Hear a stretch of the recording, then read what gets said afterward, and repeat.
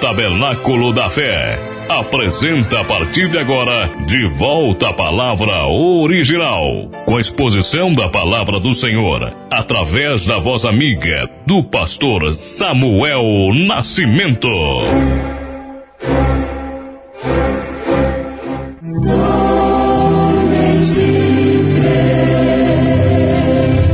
A paz bendita de nosso Senhor Jesus Cristo seja com todos os nossos ouvintes. A leitura será feita no livro de Apocalipse, capítulo 1, do versículo 14 ao 16. E a sua cabeça e cabelos eram brancos como a lã branca, como a neve, e os seus olhos como chama de fogo, e seus pés semelhantes ao latão reluzentes, como se tivessem sido refinados numa fornalha, e a sua voz como a voz de muitas águas, e ele tinha na sua destra 7 estrelas, e da sua boca saía uma aguda espada de 2 fios, e o seu rosto era como o sol, quando na sua força resplandece.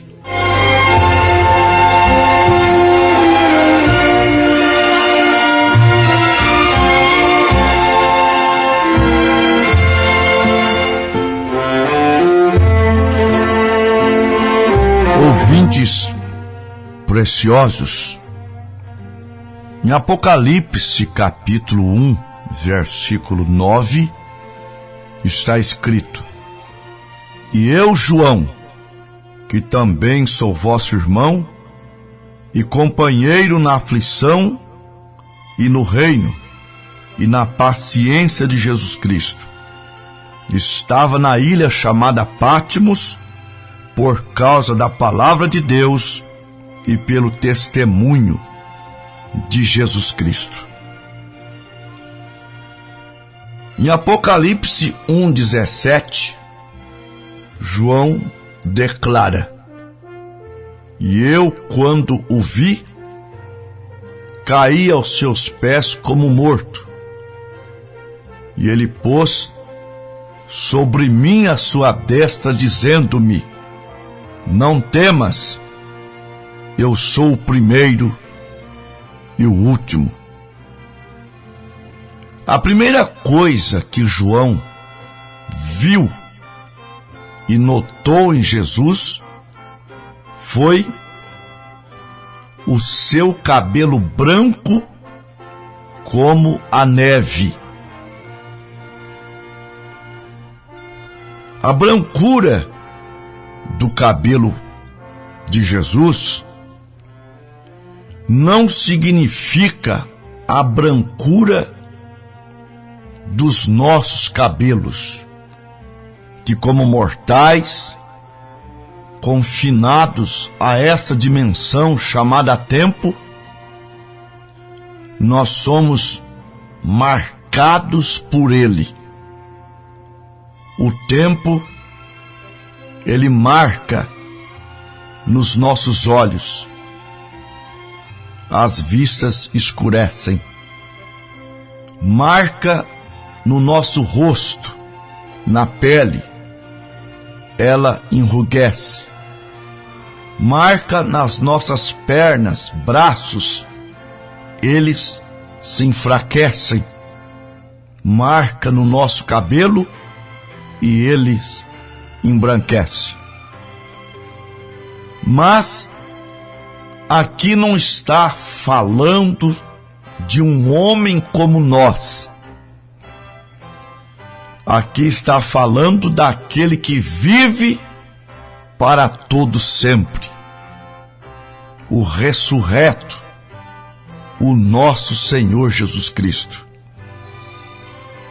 E cabelo branco, na simbologia da Bíblia, em relação a Jesus Cristo, significa sabedoria, conhecimento, maturidade. O apóstolo São Paulo destaca em Romanos capítulo 11, do versículo 33 ao 36.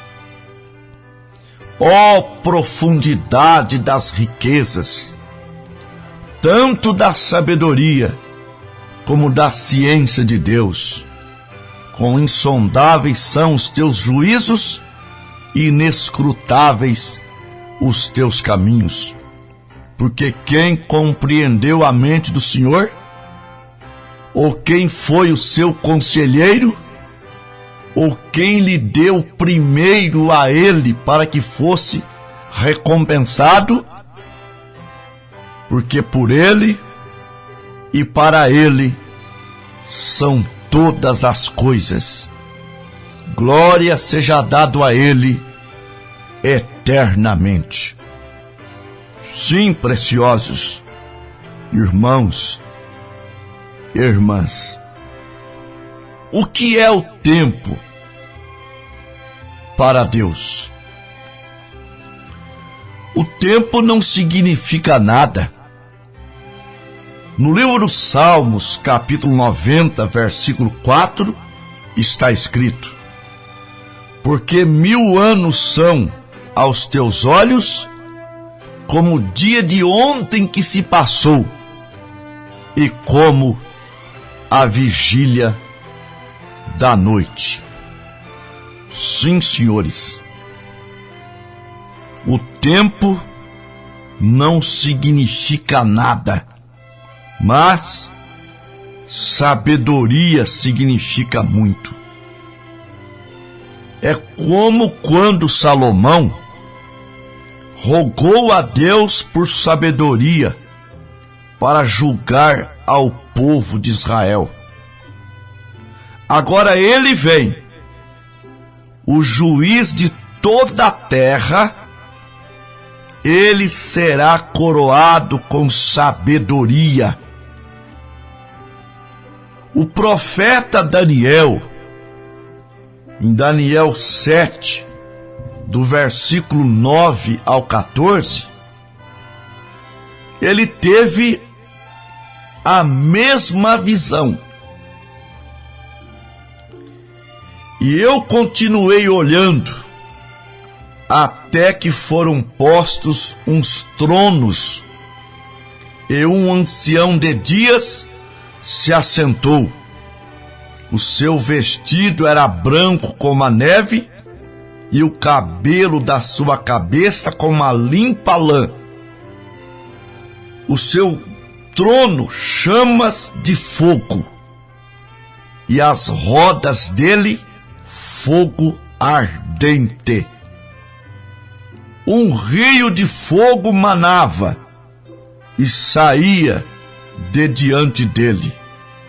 Milhares de milhares o serviam, e milhões de milhões estavam diante dele.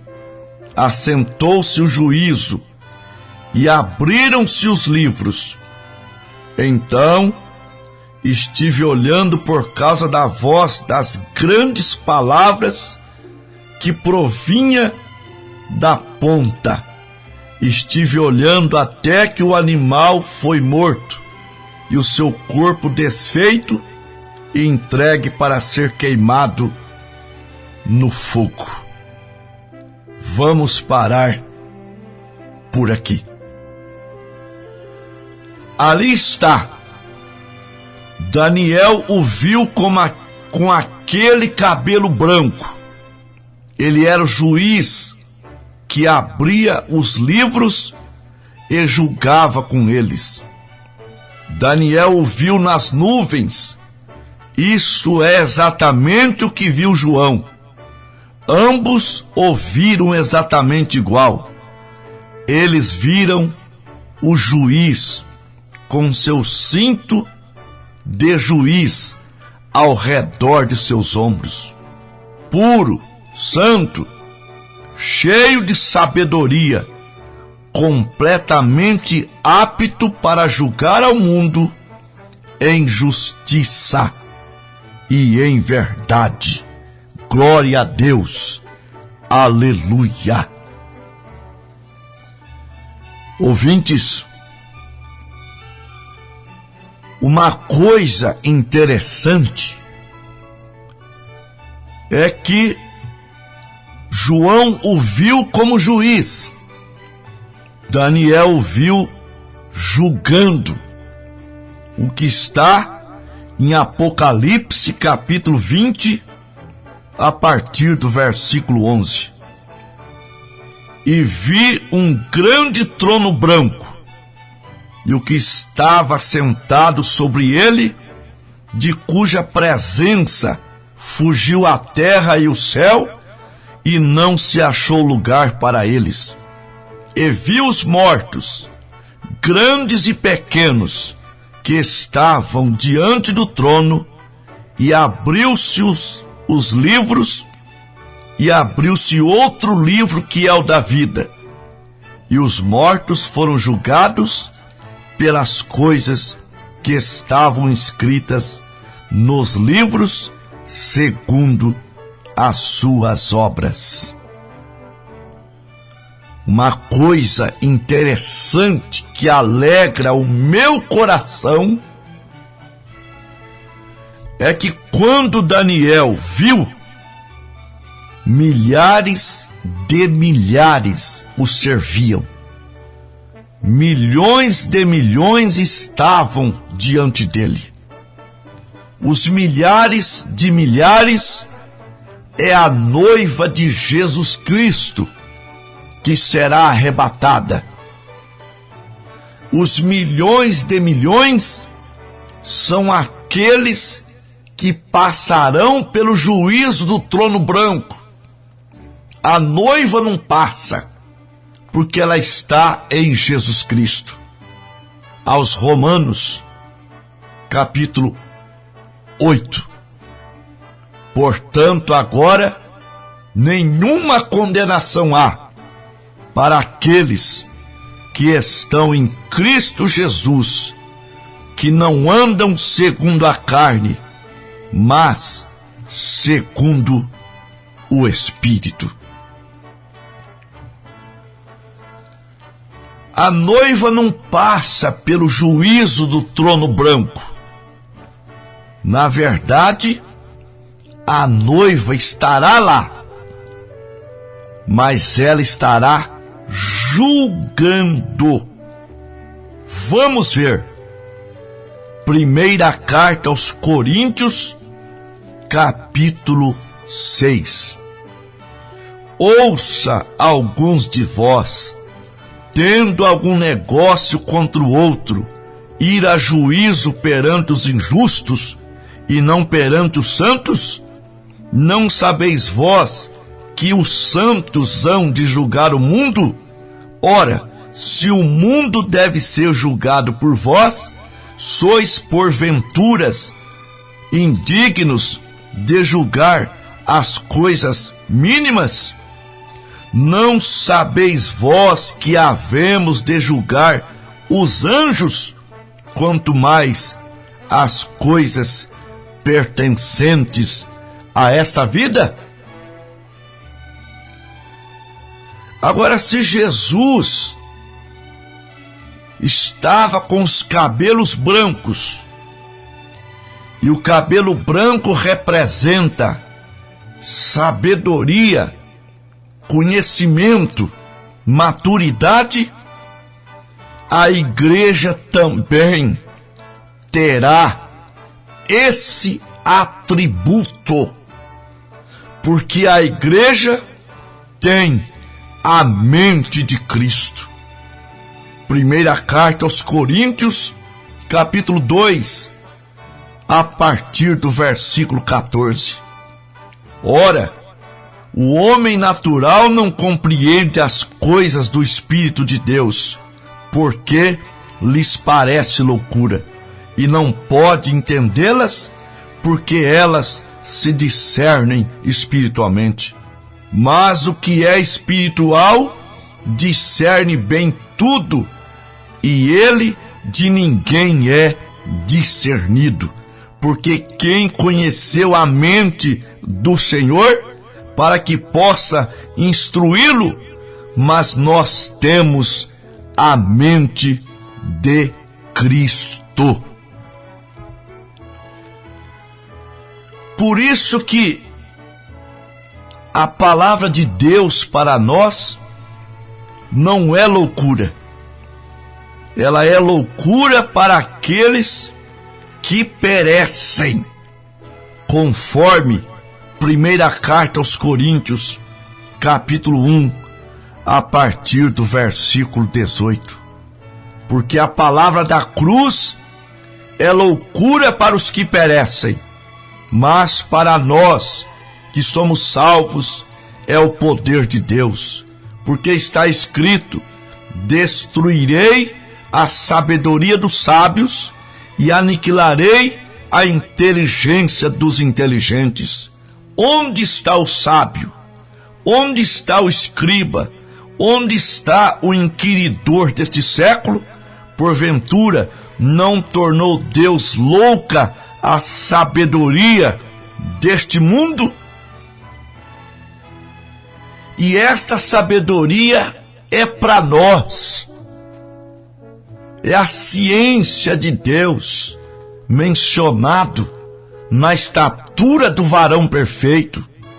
Sabedoria, conhecimento, na segunda carta de Pedro, capítulo 1, a partir do versículo 5. Ciência, sabedoria para julgar o bem do mal. Não é a ciência do mundo, é a ciência de Deus. E quem tem a ciência de Deus sabe que todo homem é mentiroso e Deus é verdadeiro. Ele não pode mentir. Aos Romanos, capítulo 3, versículo 4. Se Deus não pode mentir, se Deus é verdadeiro, Isaías 53, verso 5, é a verdade. Mas ele foi ferido pelas nossas transgressões e moído pela nossa iniquidade. O castigo que nos traz a paz estava sobre ele, e pelas suas pisaduras fomos sarados. É verdade que ele vem buscar a sua igreja. São João capítulo 14. Não se turbe o vosso coração.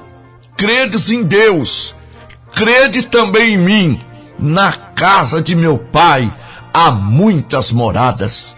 Se não fosse assim, eu vos teria dito: vou preparar-vos lugar. E quando eu for e vos preparar lugar, virei outra vez e vos levarei para mim mesmo, para que onde eu estiver, estejais vós também. É verdade o Salmo 46. Deus é nosso refúgio e fortaleza, socorro bem presente na aflição. Toda palavra de Deus é a verdade. E Paulo se escorou nela, creu nela, a ponto dele dizer em Filipenses 4, versículo 13: posso todas as coisas em Cristo que me fortalece.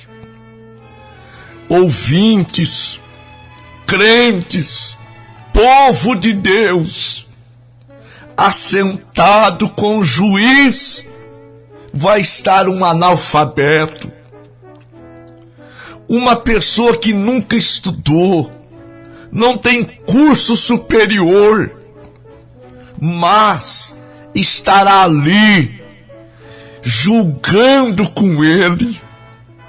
Sim, Oh, pequeno rebanho, que preciosidade! Por isso ele disse em Mateus 11:25, graças te dou, ó Pai, Senhor do céu e da terra, que ocultaste estas coisas dos sábios e entendidos e as revelaste aos pequeninos. Aleluia!